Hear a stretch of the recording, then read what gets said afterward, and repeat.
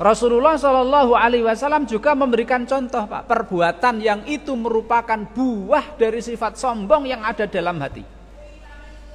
Dan hadis ini sering disampaikan ustaz-ustaz kita, sering disampaikan khatib, sering kita dengar. Hadis Muslim dari sahabat Abdullah bin Mas'ud, Rasulullah bersabda, la yadkhulul jannata man kana fi qalbihi mithqalu dzarratin min kibrin. Rasul bersabda, tidak akan masuk la yadkhulul jannah, tidak akan masuk surga. Maksudnya tidak langsung masuk surga orang yang di dalam hatinya ada kesombongan meskipun sebesar dzarrah, meskipun sebesar debu yang paling kecil. Laki-laki datang, Rasulullah, kalau ada orang pakai baju bagus, pakai sandal bagus, apakah itu sombong? Rasul menjawab tidak. Allah itu indah, cinta kepada keindahan.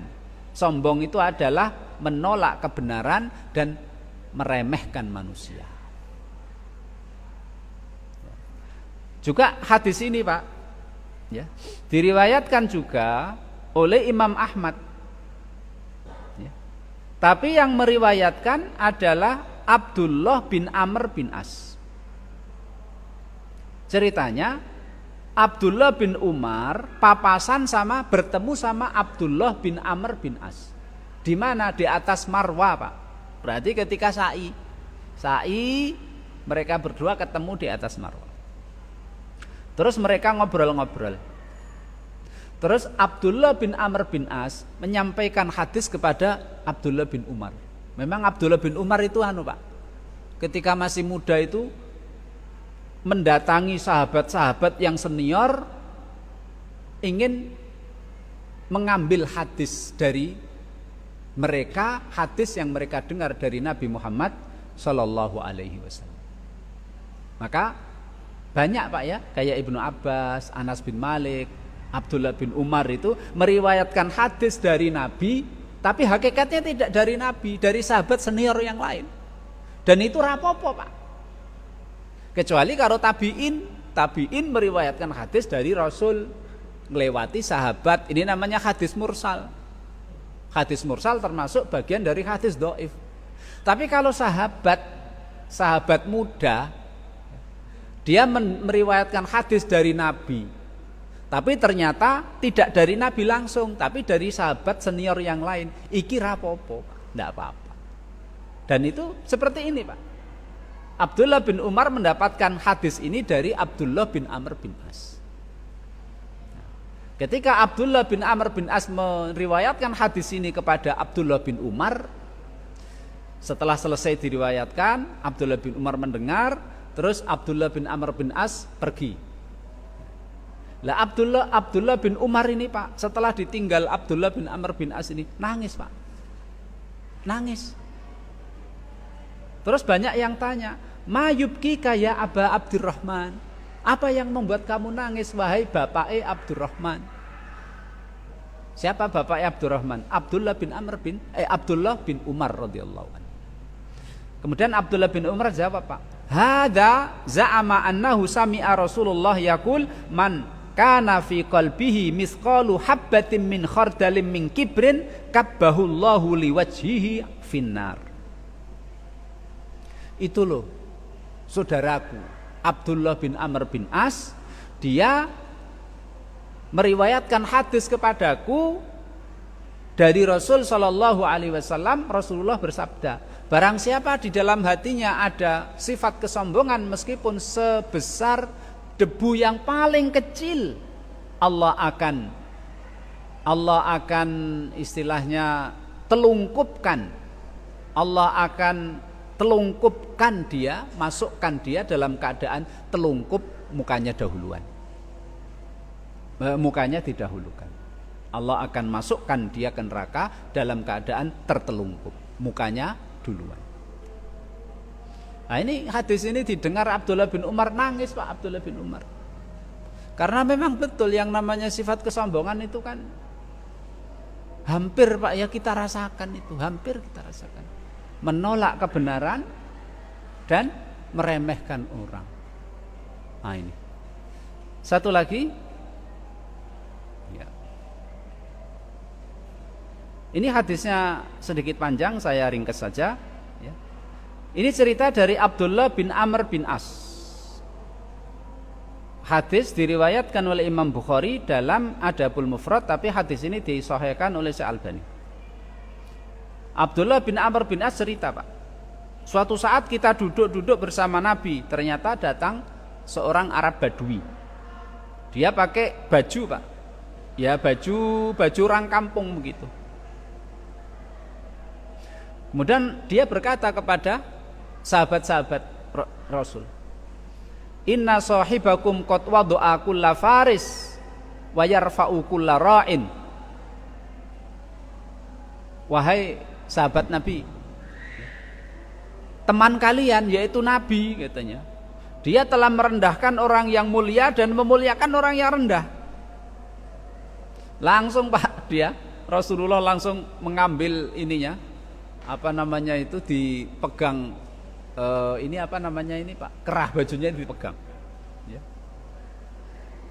Ara alaika libasa man la yaqil. Wahai Arab Badui, saya melihat kamu memakai pakaiannya orang yang tidak berakal. Pakaianmu ini pakaiannya orang gila. Karena pakaiannya mungkin Pak, istilahnya tidak pantas atau bagaimana. Kemudian Rasul bersabda kepadanya, sesungguhnya Nabi Nuh alaihi salam ketika menjelang wafat, Nabi Nuh berkata kepada putranya, "Wahai putraku, saya akan berwasiat kepadamu, saya perintahkan kamu 2 hal dan aku larang kalian 2 hal. Aku perintahkan kalian untuk memperbanyak mengucapkan la ilaha illallah. Sebab 7 langit dan 7 bumi jika dibandingkan dengan la ilaha illallah masih berat la ilaha illallah. Seandainya 7 langit dan 7 bumi itu berupa gelang, gelang itu bisa dipatahkan oleh la ilaha illallah. Dan perbanyaklah subhanallah wa bihamdihi. Karena dengan subhanallah wa bihamdihi, subhanallah wa bihamdihi ini adalah doanya semua makhluk Allah. Bertasbihnya semua makhluk Allah. Dan dengan subhanallah wa bihamdihi semua makhluk Allah diberi rizki oleh Allah Subhanahu wa ta'ala. Dan aku larang kalian, 1, berbuat syirik, yang kedua sombong. Nah ini, Pak, Nuh alaihissalam ya, menyandingkan, Pak, ya, antara syirik dengan sombong. Wahai putraku, aku larang kalian syirik dan sombong.